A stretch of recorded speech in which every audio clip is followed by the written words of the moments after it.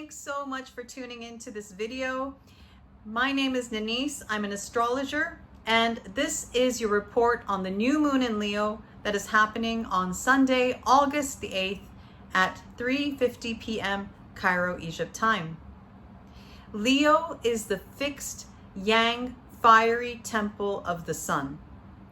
Fixed meaning it's a stable sign. We're bang in the middle of summer now. There's no doubt every time you step out the door, if you're in the northern hemisphere, that it's hot and it's summertime. I'm going to start talking about this new moon on a collective level and on a mundane level. And towards the end of the video, I'm going to go through each zodiac sign, and there's going to be a timestamp below so you can find what this new moon could mean for you.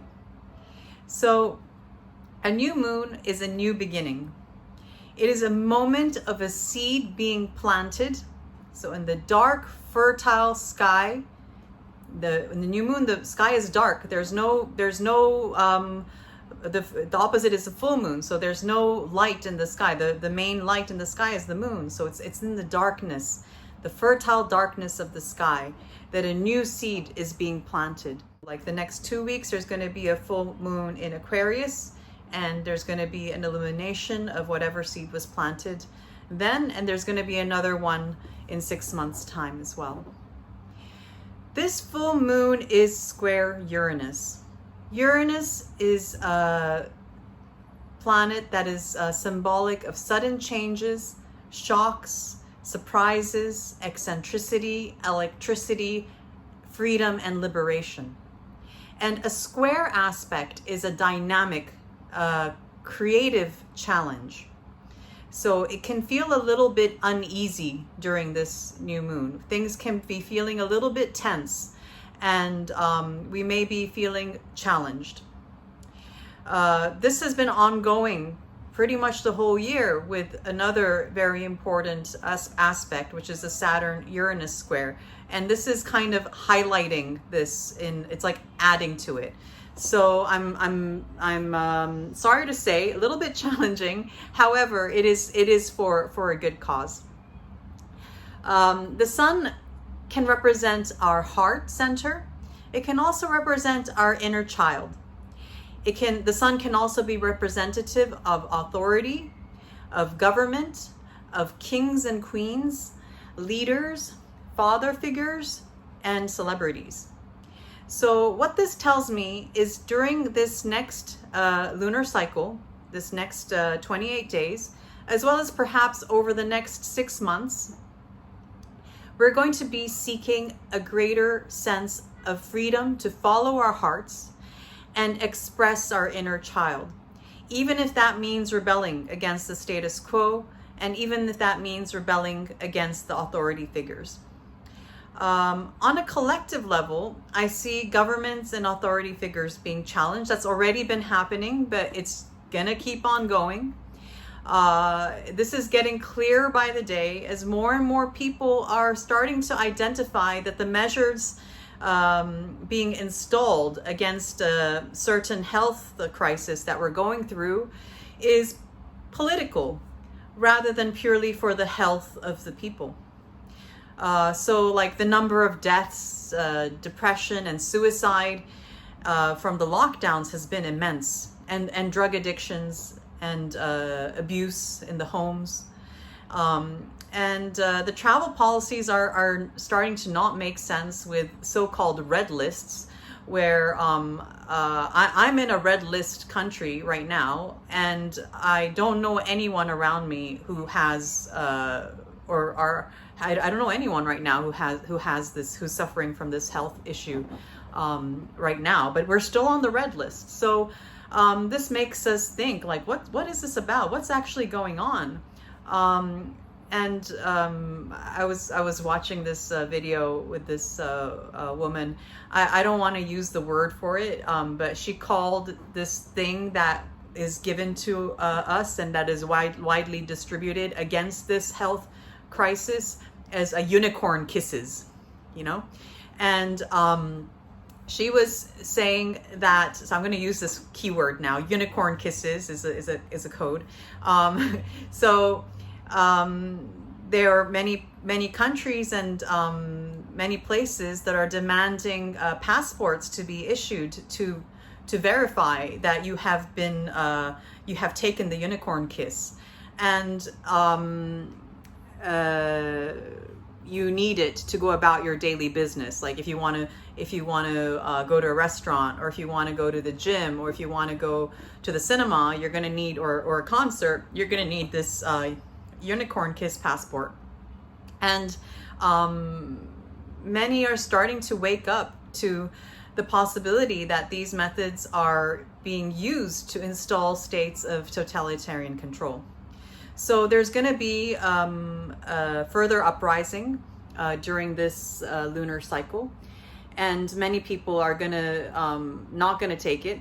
They're not going to like it. Oh, by the way, I'm not taking any sides here as I'm presenting this. This is about the astrology. I'm just telling you what I see in the stars, and I'm translating it into English.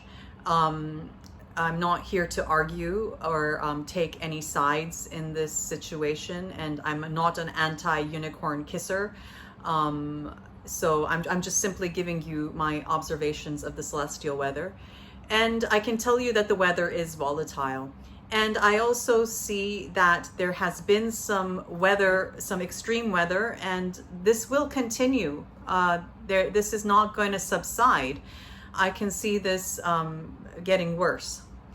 I'm sorry to say. There will be further climate catastrophes, such as rains and floods and fires that have been going on. This is going to continue. On a personal level, this is a time of dynamic changes and awakenings. You may be feeling a sudden desire for liberation, or an I want out and I want it now type of feeling. And with Mercury and Leo opposing Jupiter, the feeling and like the urge to communicate this in a flamboyant way to the world is present. And there will be a greater need to follow your heart and to express your feelings, and to express your inner child as well, your childlike self. So 2021 has been a transformative year so far for most of us, and this will continue to ramp up over the remaining months of the year. And now I will talk about each sign, and I recommend that you find out what your rising sign is. For this, you'll need to know your time of birth. If you want, I will put in the description box below a link for an online calculator of where you can find out your rising sign if you don't know it yet already. Or you can alternatively contact me to book a reading, and I can help you find out what your rising sign is, as well as talk about what's going on in your life right now. For Aries rising, there's going to be a new beginning having to do with the topics of children, pregnancy, creativity, arts, hobbies, recreations, and pleasure. The fifth house is known as the house of good fortune, so there could be a new fortunate event. And it's also known as the joy of Venus. So there could be something pleasant starting around this time for you. For Taurus, this new moon is happening in your fourth house, which means there's going to be a new start having to do with home, family, father, parents, ancestry, land, property, hidden riches, secrets, mysteries, the grave, places beneath the ground, and things from under the earth.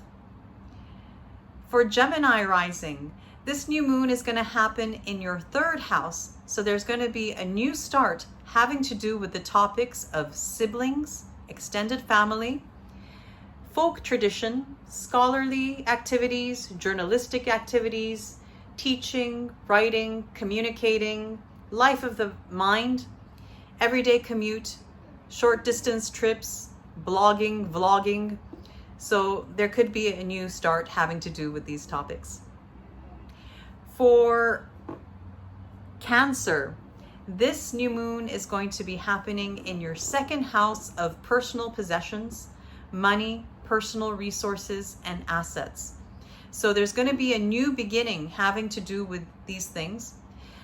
Personal possessions, meaning movable possessions, and assets can also include your time and resources as well. For Leo rising, this new moon is going to be very deeply personal for you because it's happening in your first house. So there's going to be a new start having to do with your body, health, vitality, character, spirit, and psychology. For Virgo, this new moon is going to be happening in your 12th house. There's going to be a new start having to do with the realization of hidden enemies, perhaps, secrets, self-sabotage, addictions, hospitals, prisons, isolation, ego loss, and the sense of wanting to withdraw from the world. For Libra, this new moon is happening in your 11th house. So there's going to be a new start having to do with the topics of social groups, friends, colleagues, allies, the government's money or the king's money or the queen's money, and wishes, hopes, and dreams for the future. For Scorpio, this new moon is happening in your 10th house. So there's going to be a new start having to do with the topics of career, reputation, public reputation, and what you are known in this world for, what you are known to spend your time on. There's going to be a new start having to do with those topics.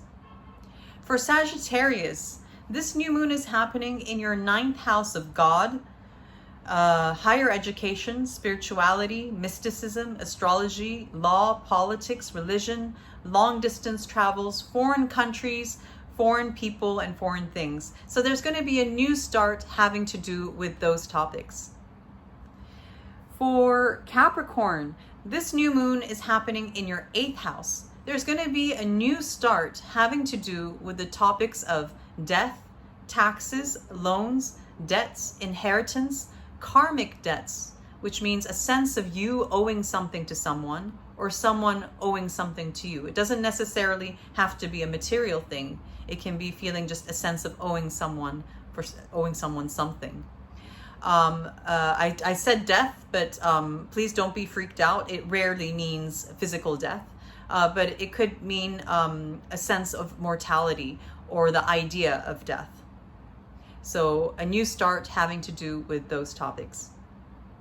For Aquarius, this new moon is going to happen in your 7th house of partnerships, one-on-one relationships, on marriage partner, spouse. So any relationship that's one-on-one, not limited to romantic or a marital relationship, any one-on-one relationship. There's going to be a new start in this area of your life. And I also want to add, I can imagine that for a lot of Aquarius risings, it's been a tough year for you. So I want to congratulate you for making it this far. Hang in there. All these transformations and all these turbulences you're going through right now, it's gonna bring out the best in you in the future. So hang in there. For Pisces, this new moon is happening in your 6th house of daily routines, sickness, toil, labor, workers, employees, and pets. So there's going to be a new beginning having to do with those topics. So that's all 12 signs I have for you today. And that's all I have on this new moon. Thank you so much for tuning into my channel. If you'd like to book a reading with me, please email me. And if you find value in these videos, please consider donating to my channel via PayPal.